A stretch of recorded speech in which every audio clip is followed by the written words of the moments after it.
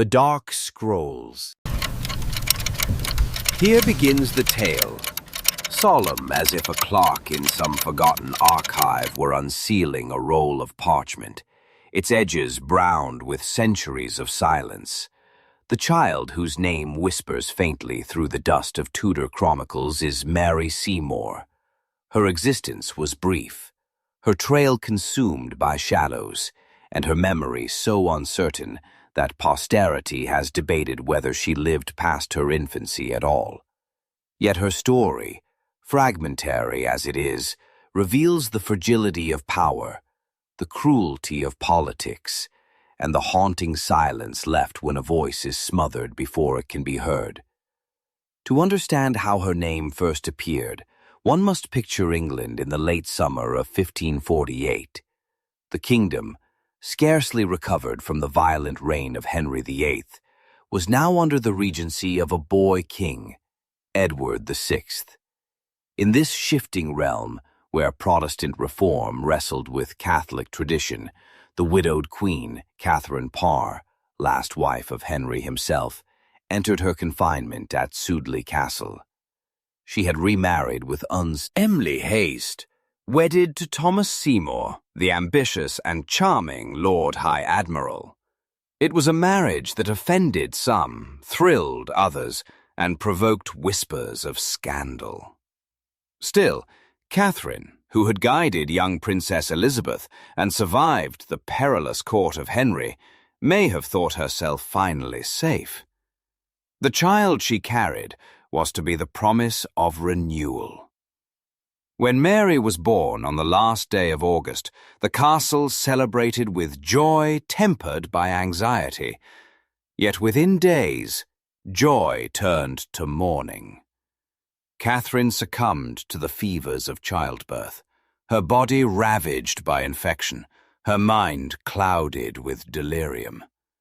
Her final words, calling upon God's mercy, still seemed to linger in the halls as the infant was placed into the arms of attendants. Thus, Mary entered life not in triumph, but in the shadow of death, motherless before she could open her eyes to the world. The plight of the newborn was perilous. In Tudor England, infants without strong patrons often perished, not merely from disease, but from neglect or the indifference of politics. Thomas Seymour, though a father, was consumed by his own ambitions. His brother, the Lord Protector Somerset, mistrusted him deeply. Court intrigue swirled. Within months, Seymour would be embroiled in plots, his charm curdling into desperation, his schemes bringing ruin upon his household. Even as Mary lay in her cradle, her father's downfall was being inscribed by fate. The child was entrusted to noble guardians, most likely Catherine Willoughby, the Duchess of Suffolk, who was known to protect the orphans of the realm. For a brief time, letters record her existence, proof that she was being cared for, nourished, and regarded as a ward of some importance. But those letters are the last certain testimony. After 1549, silence descends. It is as if the ink ran dry when it came to her fate. Historians have long speculated.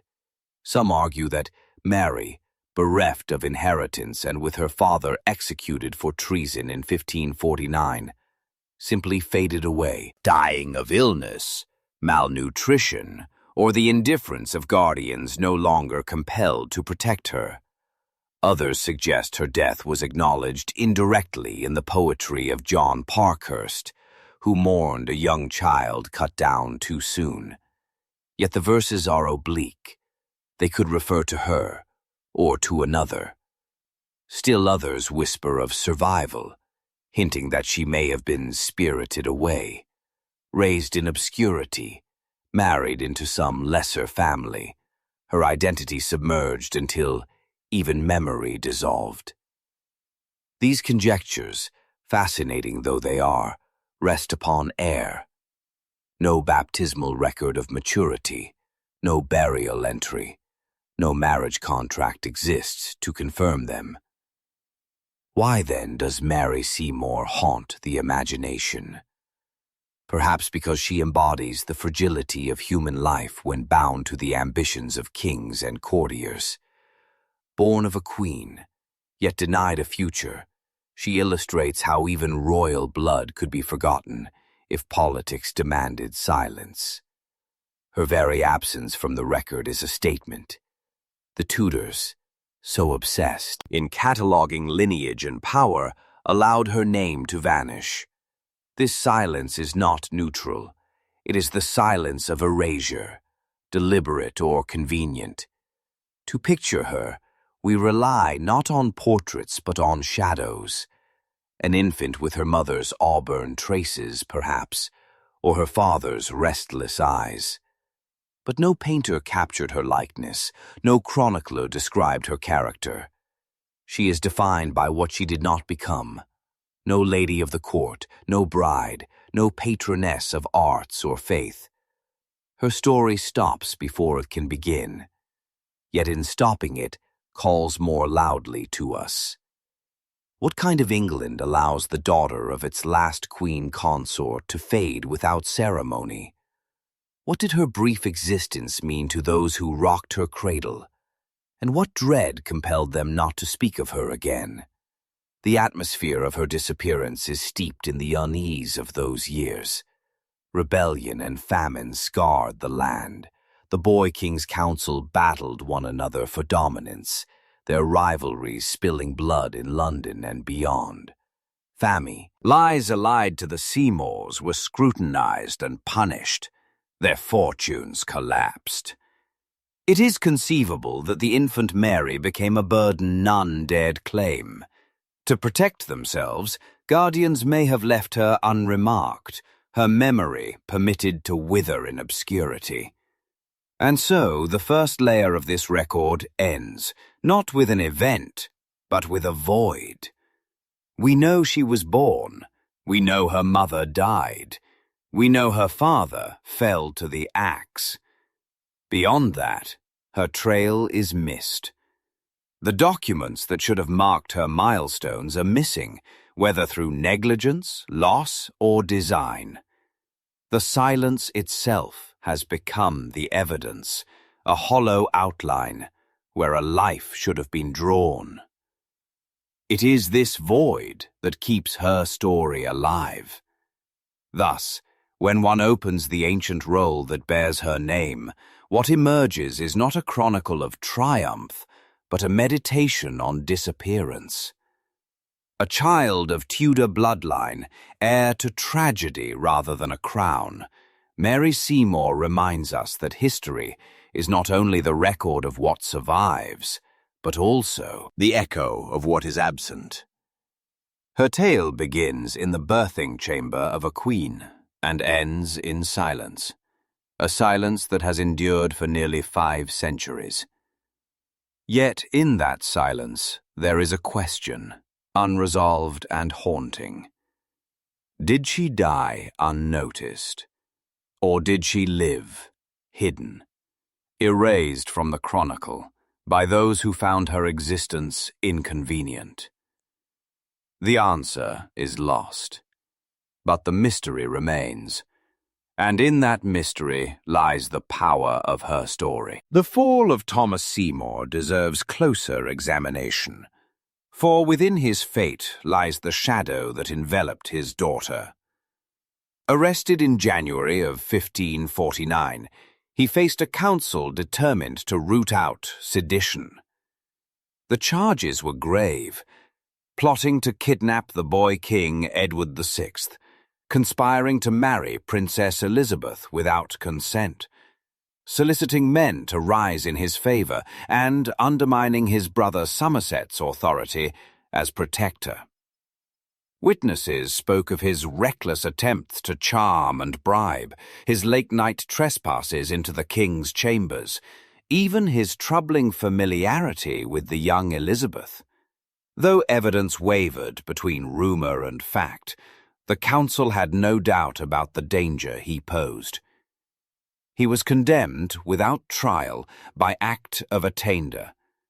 On the morning of March 20th, 1549, he walked to Tower Hill, clad in black, carrying the dignity of a condemned man.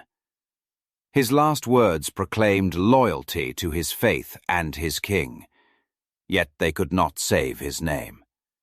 The axe fell, and with it fell the protect iron that might have shielded Mary from oblivion. The execution carried more than political consequence. It carried financial ruin. In Tudor law, treason stripped heirs of inheritance. Whatever Catherine Parr might have left in dower, whatever wealth Seymour sought to secure, it evaporated in the judgment. Thus, the child who should have been the heiress of a queen's fortune was reduced to dependence on charity. In noble society, this mattered immensely. Wealth gave a child status, education, and a future.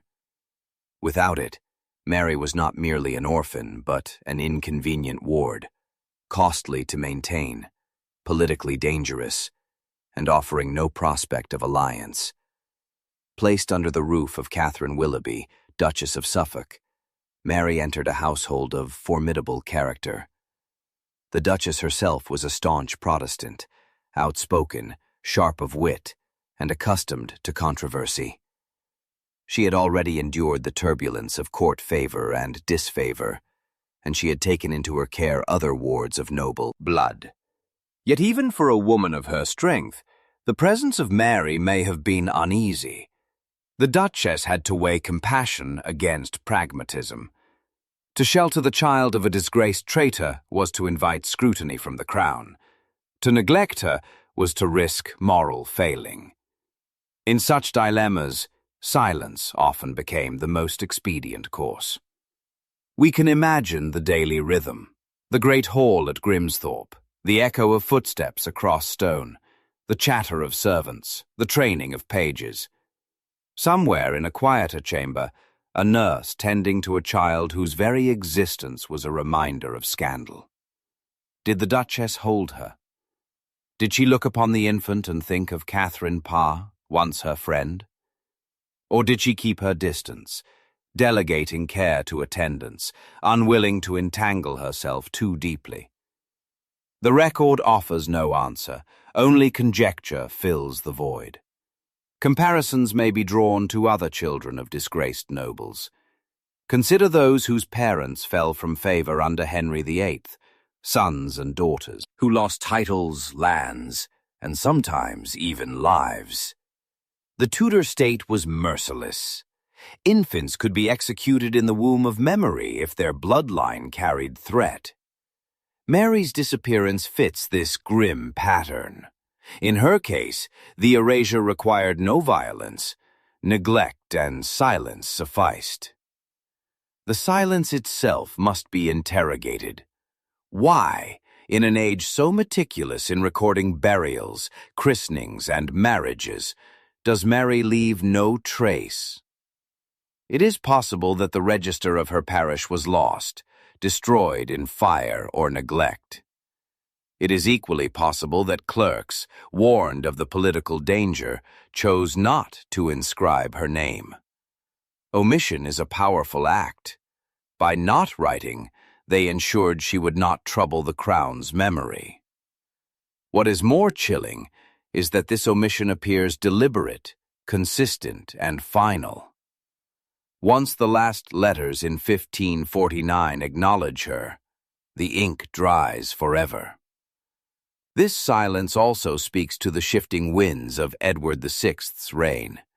The young king's government was preoccupied with religious reform, rebellion, and economic strife. Resources were scarce. Rebellions like Kett's Rising shook the land, and famine gnawed at the poor. In such conditions, the fate of a single orphan, however noble her blood, was not a priority. It was easier for statesmen and chroniclers alike to let her slip into obscurity than to risk rekindling Seymour ambitions through her survival. Some might argue that the very survival of legends about her suggests she lived longer than assumed. If Mary had perished in infancy, why the lingering questions? the tantalizing whispers. But here lies the paradox. Absence breeds speculation. The less that is known, the more stories proliferate. Families in later centuries were eager to attach themselves to a vanished princess. Genealogical imagination supplied what documentation could not. To claim descent from Mary was to claim intimacy with the Tudor line, a prize too alluring for storytellers to resist. Yet the weight of archival silence bears down her, heavier than any later romance. What, then, was Mary Seymour in her own time? A child without inheritance, without parents, without protection. She embodied the intersection of scandal and vulnerability. She was the daughter of a queen consort, but her father's disgrace nullified that privilege. She was the kin of a king, but too distant and too inconvenient to be remembered. In her cradle lay both royal blood and political liability, a contradiction that Tudor England resolved by letting her fade. In this fading lies her legacy. The vanished child is not remembered for deeds, for she lived too briefly to perform them. She is remembered for absence, for silence, for the unsettling gap in the record. Her story invites us to ponder the fragility of history, the ease with which a life can be erased, and the cruelty of a world that measures worth by power. To look upon Mary Seymour is to gaze into that gap, to see not a portrait, but a void framed by rumor and conjecture. Thus, Part 2 close is in the same darkness with which it began. From the fall of her father to the uncertain care of guardians, from the silence of registers to the whispers of poetry, Mary's path narrows until it disappears. We cannot say with certainty whether she lived a year, 2 years, or more. We cannot say where her body rests, or whether she rests at all. We can only acknowledge that in the parchment of Tudor history, her name appears briefly, then vanishes, leaving behind the haunting impression of a life extinguished by both fate and deliberate forgetting. The disappearance of Mary Seymour from the written record is not merely the story of a child. It is a reflection of a kingdom unsettled, its ink reserved for survival, its silences heavy with intention. After 1549, England entered a darker stretch of Edward VI's short reign. Rebellions shook the land, famine bit deep, and the boy king's council tore itself apart in ceaseless rivalry. Against this backdrop, the fate of an orphaned girl faded like a candle left to burn unattended, its flame dwindling until it guttered out. The protector Somerset, uncle to Edward VI and brother to the executed Thomas Seymour, struggled to hold power. His reforms angered landowners, his economic policies provoked the poor, and his failures in foreign wars eroded trust. The summer of 1549 brought Kett's rebellion in Norfolk, tens of thousands rising against enclosures and hunger. At the same time, the Western Rebellion in Devon and Cornwall, driven by resistance to the new Protestant prayer book, spilled blood in villages and fields. London trembled, the Regency fractured, and Somerset was overthrown before the year's end. In this landscape of upheaval, who would pause to ask after the welfare of Mary Seymour? Her guardians may have whispered prayers over her cradle, but the realm had no ink to spare for her name. To the council, she was the orphan of a disgraced traitor. To those who might have defended her, she was a liability at best. Silence enfolded her, not only because her voice was small, but because the nation had louder cries to answer. Some suggest she did not live beyond these turbulent months. If so, she joined the countless infants who perished of fever, flux, or neglect, their graves unmarked, but their absence keenly felt by those who held them briefly. Yet others imagine a longer thread, that she grew through early childhood under the Duchess of Suffolk's care, a hidden figure moving like a shadow through the corridors of Grimsthorpe, a relic of scandal never spoken aloud. Perhaps she was taught to read a psalter, to recite prayers, to weave simple stitches into cloth. Perhaps her presence was known only to a handful of attendants who carried the burden of secrecy. In this vision, Mary lived beyond her infancy, but was erased all the same, her very survival deemed too sensitive to acknowledge. Theories abound, each shaped by the hunger to fill the silence. There are whispers of genealogical lines that claim her blood. Families in later centuries trace descent to a mysterious Mary, who could not be accounted for, who bore a likeness of Parr or Seymour in their imagination. Yet without documents, without a single charter or register, such claims remain castles built upon mist. The archives do not confirm them, and their absence weighs heavily against their possibility. Why would her death not have been recorded? One explanation lies in the disgrace of her father. Records might have been deliberately left blank, her memory inconvenient to a regime eager to erase Seymour ambition. Another possibility lies in the chaos of the time. Parish registers lost in rebellion, documents destroyed by neglect or fire, clerks too burdened to mark the passing of a child without inheritance. Whatever the reason, her absence from the rolls has become her legacy. The case of Mary Seymour is not unique, though it remains one of the most haunting. Tudor England held other children who slipped through history's net. Infants of noble birth died before their names could be inked. Daughters of lesser lords married obscurely and vanished into anonymity.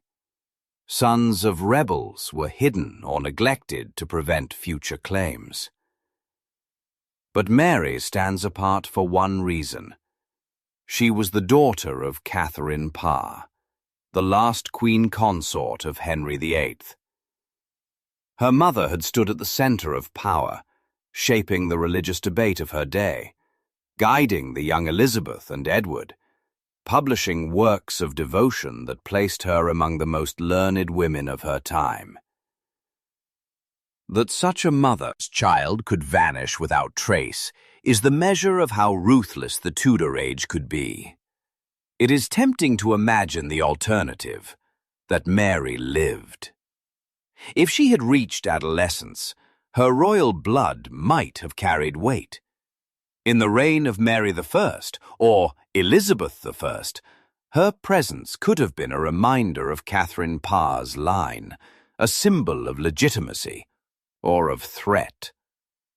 A grown Mary Seymour might have been married to a Protestant noble, bolstering alliances in dangerous times.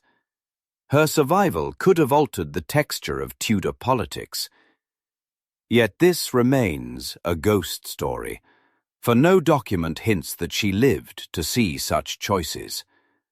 The silence suggests otherwise. Some fragments hint at mourning. The poem of John Parkhurst, mourning a child cut down too soon, remains the most tantalizing clue. Though it does not name Mary, its timing and tone align with her story. If, indeed, it was for her, then she died by 1550, no more than 2 years old. Her guardians may have buried her quietly, without ceremony, unwilling to draw attention. Perhaps a small grave lay near Grimsthorpe, marked with nothing but earth and grass. If such a grave existed, it has long since vanished, leaving only speculation behind. The haunting of Mary Seymour lies in what might have been recorded but was not. A baptismal entry confirming her godparents, a funeral record naming her as daughter of Catherine Parr, a grant of allowance for her upkeep. Each of these is absent. The absence itself forms a negative image, a silhouette cut out of history. Where there should be writing, there is none. Where there should be memory, there is void. For later generations, this void became fertile soil for legend. Writers in the centuries that followed imagined her fate, some giving her hidden survival, others a dramatic end.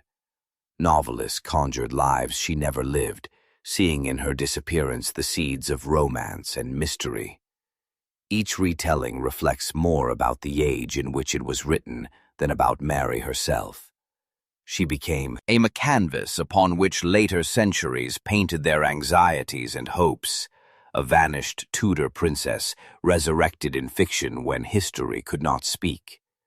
And so her story lingers, not in records but in questions. Did she die in infancy, mourned only by a few and forgotten by the rest?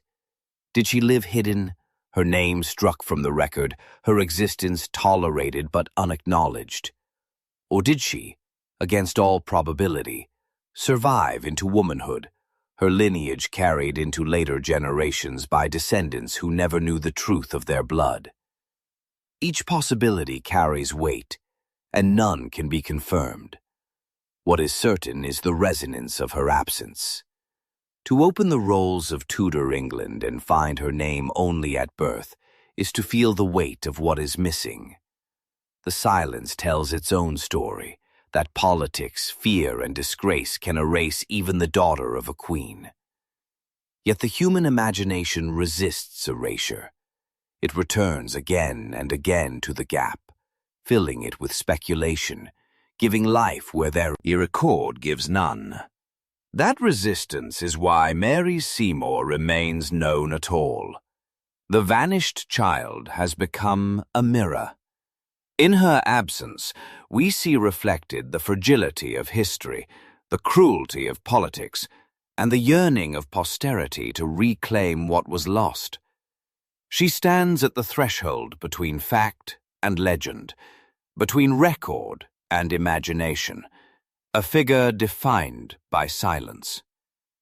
In the stillness of her story lies a question as haunting now as it was then. How can a queen's daughter vanish so completely?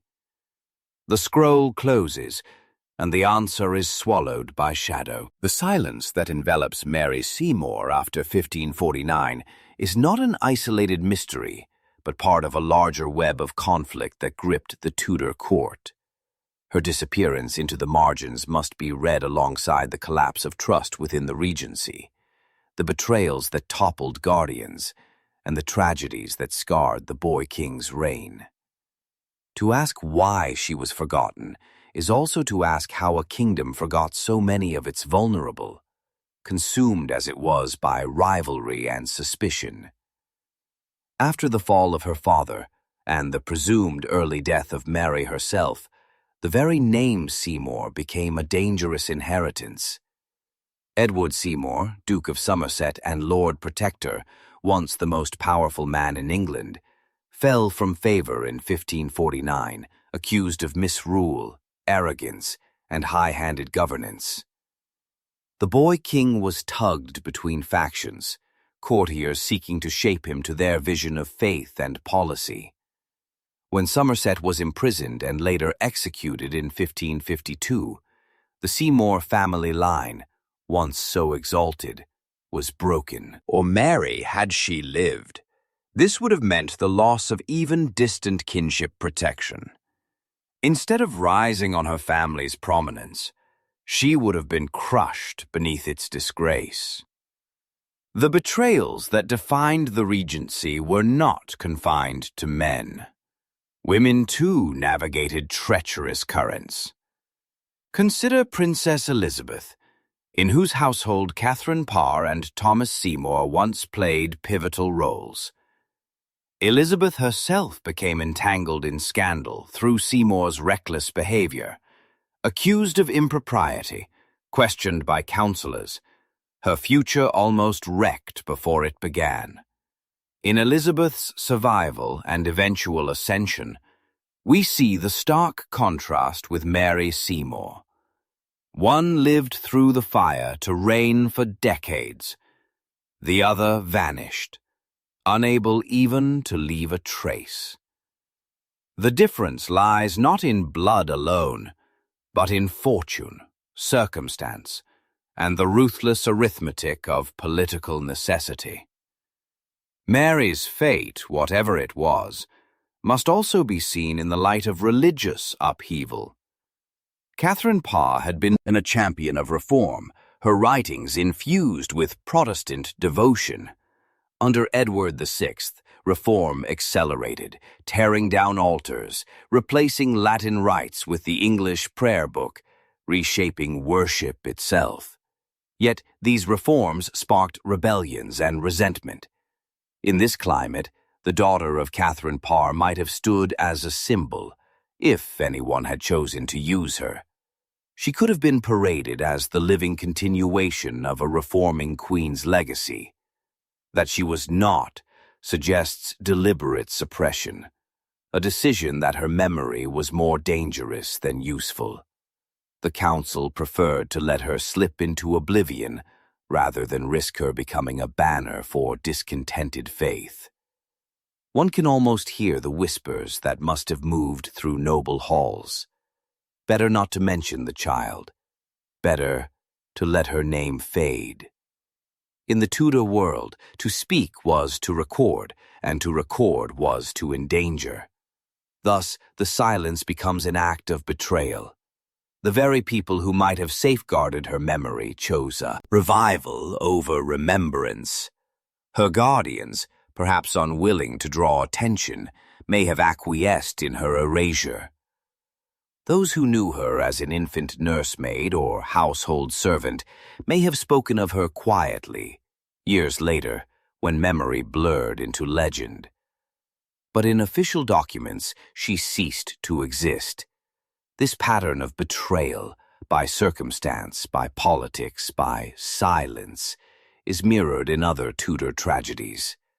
Think of Lady Jane Grey, the 9 Days' Queen, executed in 1554, remembered for her brief reign and tragic end. Jane's story is inscribed in chronicles because her downfall served the purposes of those who overthrew her. It was propaganda, a warning, a justification. Mary Seymour's story, by contrast, served no purpose. She had no throne to claim, no rebellion to anchor, no propaganda to embody. She could be allowed to vanish. Her betrayal was quieter but no less complete. She was betrayed not with the axe but with forgetting. This forgetting extended into the reigns that followed. Mary I. The Catholic Restoration had no use for the Protestant widow's child. Under Elizabeth I, who owed much to Catherine Parr for her survival and education, one might imagine a place for her half-sister's daughter. Yet Elizabeth never spoke of her, never claimed kinship. If Mary had lived into Elizabeth's reign, would the Queen not have acknowledged her, granted her a place at court, woven her into the tapestry of Tudor loyalty? That she did not is perhaps the strongest evidence that Mary did not live to see those years. Silence, again, tells its story. Still, legends of survival persisted, fueled by the very absence of proof. Some later genealogists spun tales of Mary marrying into obscure families, her descendants carrying unnoticed Tudor blood into the modern age. These tales appealed because they promised continuity, the survival of a vanished line. But they rest on fragile ground, without parchment, seal, or signature to confirm them. Historians, weighing the evidence, conclude that she likely died young, yet the refusal of her story to die altogether testifies to the human resistance against finality. Where history closes its book, legend keeps the candle burning. In examining these betrayals and silences, one confronts the darker side of Tudor record-keeping, the very same state that chronicled the minutiae of court life, that obsessed over succession and legitimacy, that preserved letters and decrees in meticulous order, could also erase with equal deliberation. Erasure was a political act. The absence of Mary's name in funeral registers may not be accident, but policy. To erase was to control memory, to dictate not only who lived and died, but who was permitted to be remembered. Mary Seymour was betrayed not simply by those who raised her, but by the machinery of history itself. What remains, then, is a tragedy without climax, a play without resolution. Mary Seymour's role was written only for the first act, then struck from the script. Yet her absence, he haunts the stage, an invisible presence felt by the audience. She becomes a symbol of all those who vanish unmarked, whose stories are truncated by circumstance.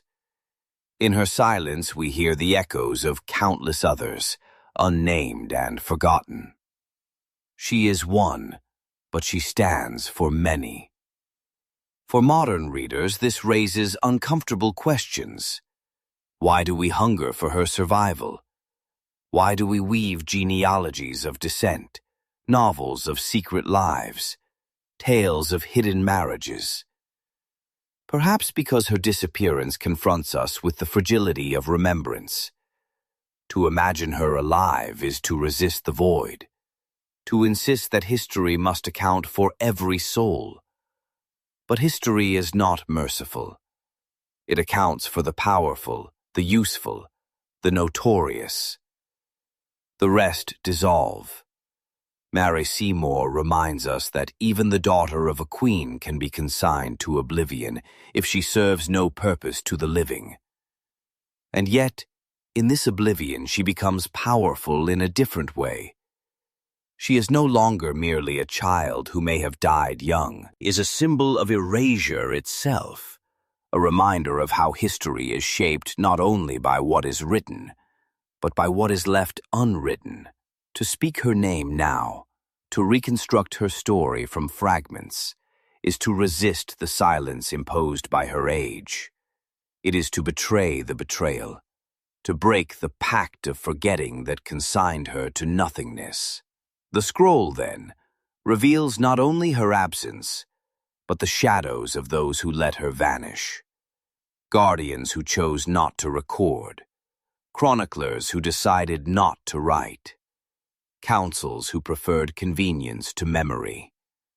Their choices betray not only her but us, the inheritors of history, left to puzzle over the void. The betrayal continues in every generation that speculates yet cannot prove, that longs for certainty but finds only silence. Mary Seymour is not remembered for who she was, but for what was done or not done to her memory. Her story is a testament to absence, her legacy a lesson in silence, her tragedy an indictment of history itself. The scroll grows darker as it unrolls, and the ink of remembrance fades, leaving only shadow where once a child's name was written. The scroll nears its end, though the ink has long since dried. We have followed Mary Seymour from the moment of her fragile birth in the chambers of Sudeley to the silence that consumed her name, through the betrayals that erased her memory, and into the void where historians and dreamers search in vain for traces. Now we are left with the question not of what she was, but of what she has become. A legacy of absence, a haunting presence in the margins of Tudor history, a vanished child whose shadow endures across centuries.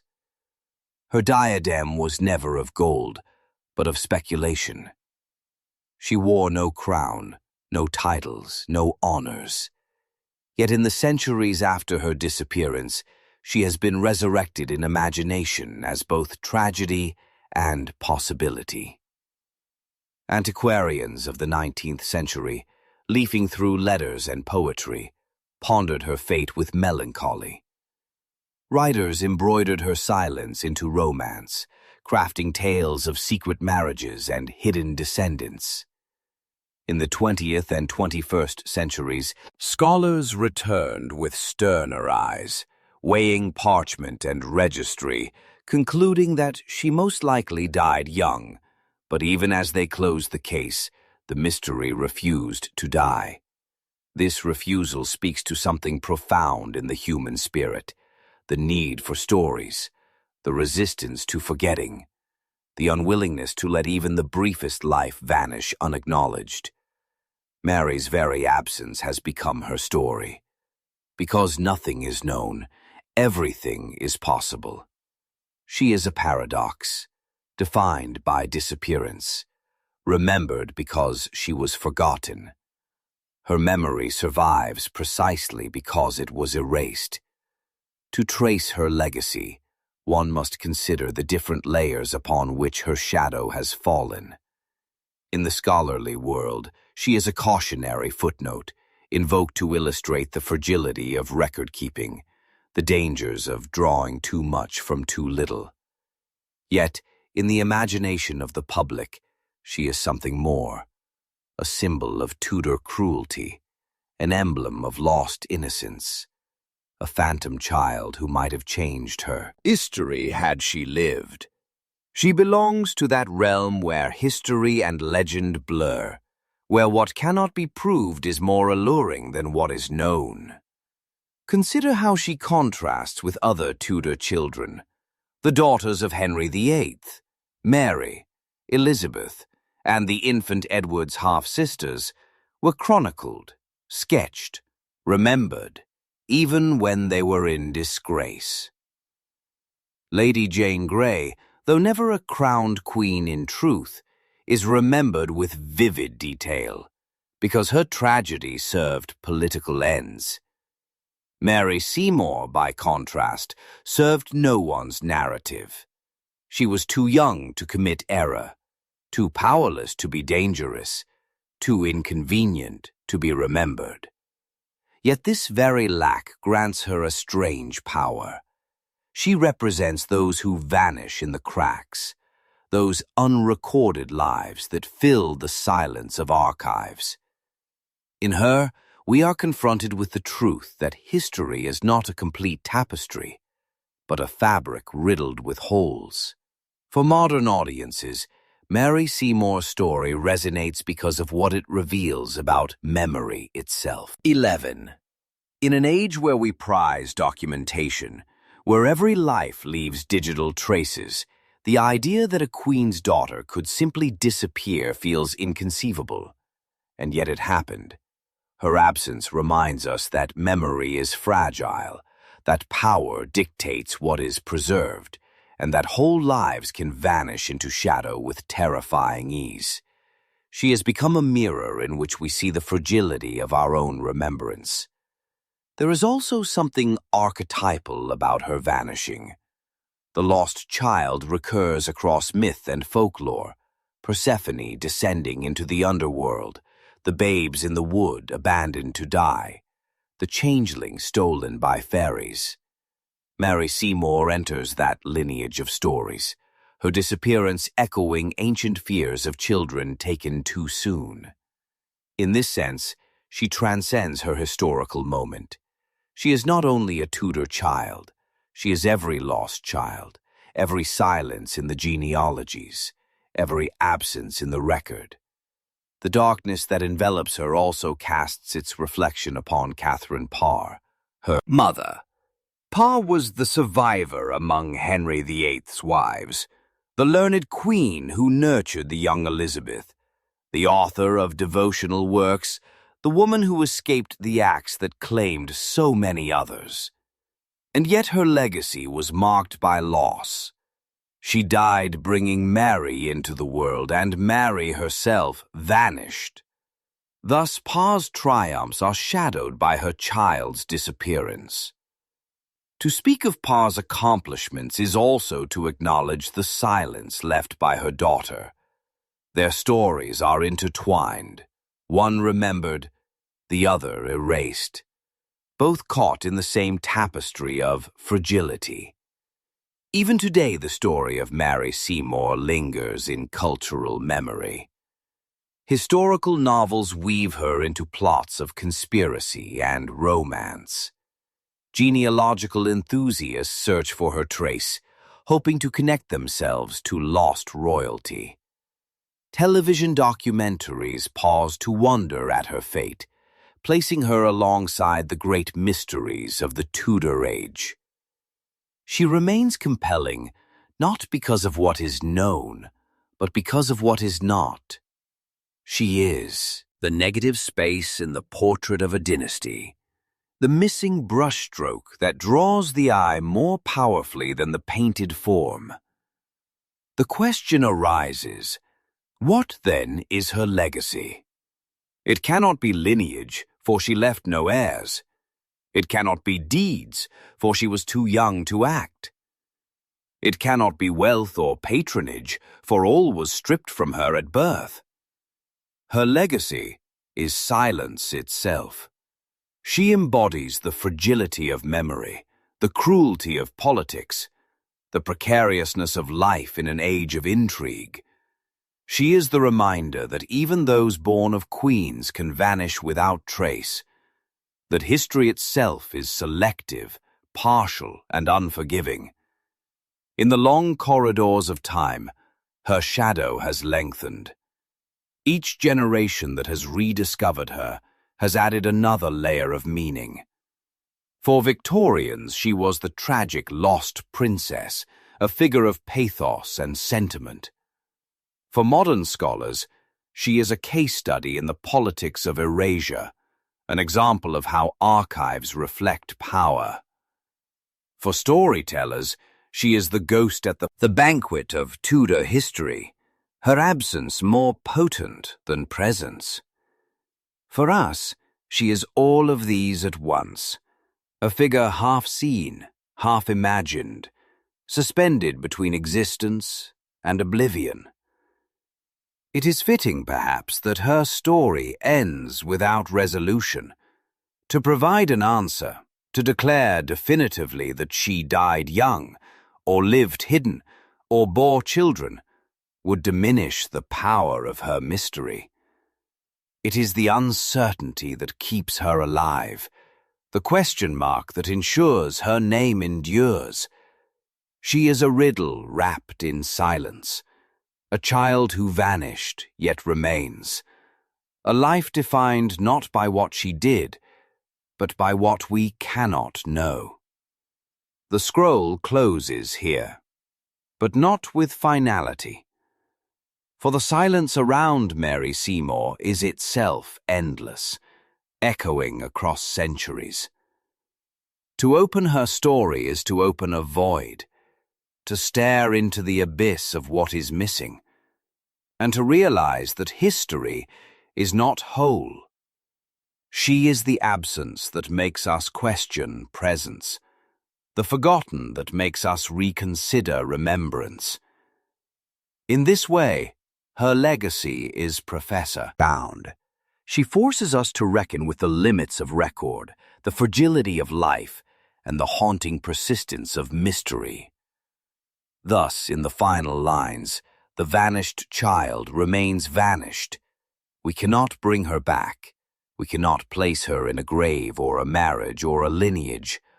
All we can do is speak her name, acknowledge her silence, and let the weight of her absence remind us that history is not merely what is written, but also what is withheld. Mary Seymour endures, not as queen, not as mother, not as matron, but as shadow, silent, haunting, and unforgettable. Thanks for watching. Subscribe for more.